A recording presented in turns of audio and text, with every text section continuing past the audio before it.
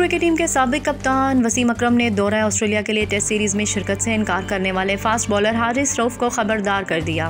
गैर मुल्की मीडिया को इंटरव्यू देते हुए साबिक कप्तान वसीम अकरम ने फास्ट बॉलर हारिस रऊफ को मशवरा देते हुए कहा कि अगर वो खेल में अजीम खिलाड़ियों की फहरिस्त में जगह बनाना चाहते हैं तो इन्हें अपने ऊपर जिम्मेदारी लेना होगी और टेस्ट क्रिकेट में मुल्क की नुमाइंदगी करना होगी।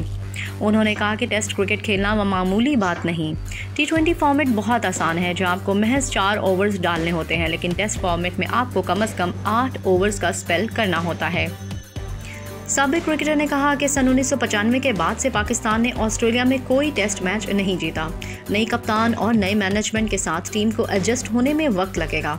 ख्याल रहे कि गुज़िश्ता माह चीफ सेलेक्टर वहाब रियाज ने दावा किया था कि हारिस रऊफ ने मेलबर्न स्टार्स के साथ बिग बैश लीग क्रिकेट खेलने के लिए ऑस्ट्रेलिया के खिलाफ टेस्ट सीरीज से दस्तबरदारी का ऐलान किया था, जिस पर कई साबिक क्रिकेटर्स ने इन्हें तनकीद का निशाना बनाया था, जबकि बोर्ड ने इन्हें बिग बैश लीग खेलने के लिए भी मशरूत NOC जारी किया था। बादशाह पाकिस्तान क्रिकेट बोर्ड ने सख्त एक्शन लेते हुए हारिस को शो कॉज नोटिस भेजा था और इनसे पूछा गया था कि उन्होंने क्यों दौरा ऑस्ट्रेलिया के लिए मुल्क की नुमाइंदगी को तरजीह नहीं दी। गुज़िश्ता दिसंबर में इंग्लैंड के खिलाफ अपना टेस्ट डेब्यू किया था और महज 13 ओवर्स करवाने के बाद वो इंजरी का शिकार हो गए थे।